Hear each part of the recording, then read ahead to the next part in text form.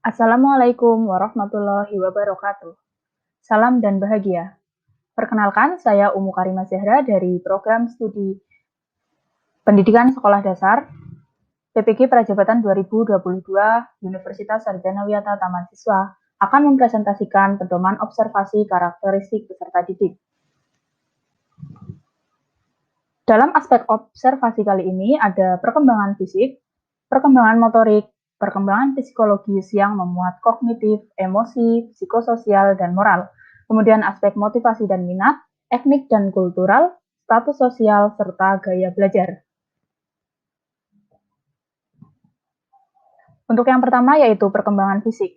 Saya meneliti tentang pemantauan tinggi dan berat badan peserta didik secara berkala, kesamaan tinggi badan setiap peserta didik, kesamaan berat badan setiap peserta didik, perkembangan tulang setiap peserta didik, dan faktor perbedaan perkembangan fisik peserta didik. Selanjutnya, perkembangan motorik.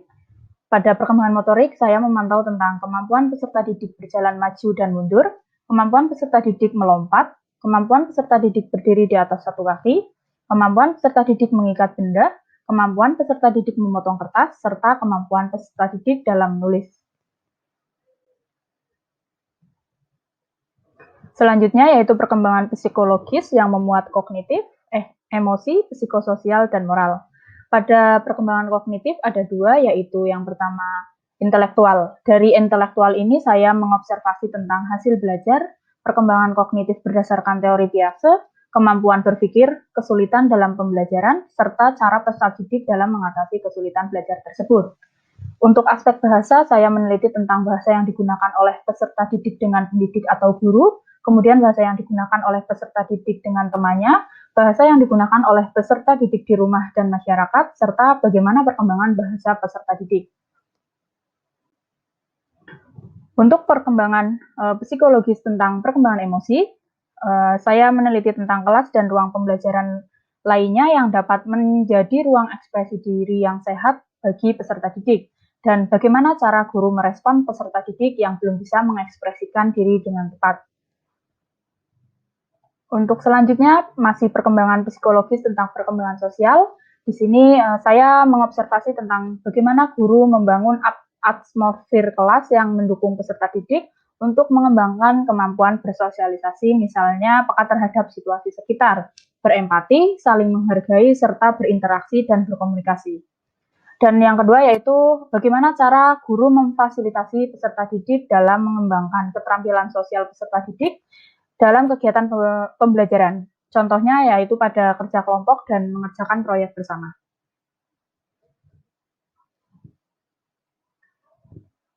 Aspek yang selanjutnya yaitu perkembangan moral.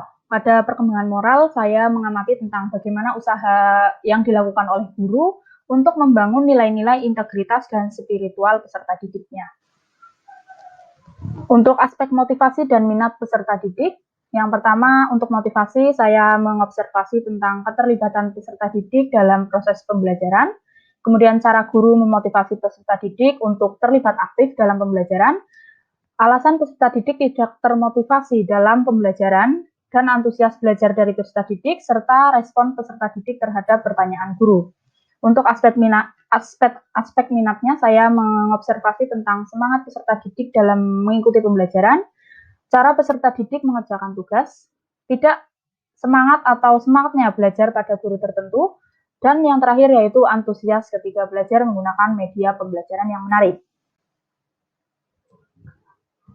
Pada aspek etnik dan kultur, saya mengobservasi tentang kebiasaan membaca doa sebelum belajar, sikap kepada teman yang memiliki perbedaan etnik dan kebudayaan, sikap menghargai perbedaan kepercayaan, dan kenyamanan saat bekerja sama dengan teman yang berbeda kebudayaannya.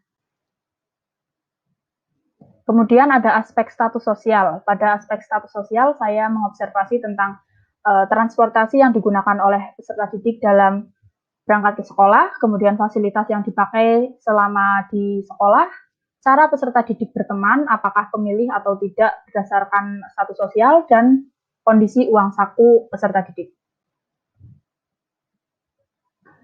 Kemudian gaya belajar. Aspek pada gaya belajar ini yang saya teliti yaitu belajar dengan melakukan atau learn by doing, belajar dengan membaca tulisan guru di papan tulis, lebih produktif jika belajar berkelompok, belajar dengan menonton video, merasa nyaman ketika diminta mencontohkan atau memperagakan di depan kelas. Berdasarkan observasi yang telah saya lakukan, pentingnya memahami karakteristik, kemampuan awal, dan kondisi siswa dapat memudahkan guru profesional untuk menciptakan pembelajaran yang sesuai dengan kebutuhan siswa serta dapat tercapainya tujuan pembelajaran. Terima kasih. Silakan apabila ada saran dan masukan. Assalamualaikum warahmatullahi wabarakatuh. Perkenalkan, saya Irfan Yunitama dari PGSD 003. Di sini saya ingin memberikan apresiasi terhadap Mbak Ummu Karimah Zahra yang telah memaparkan materi pedoman observasi dengan baik dan jelas serta menyeluruh.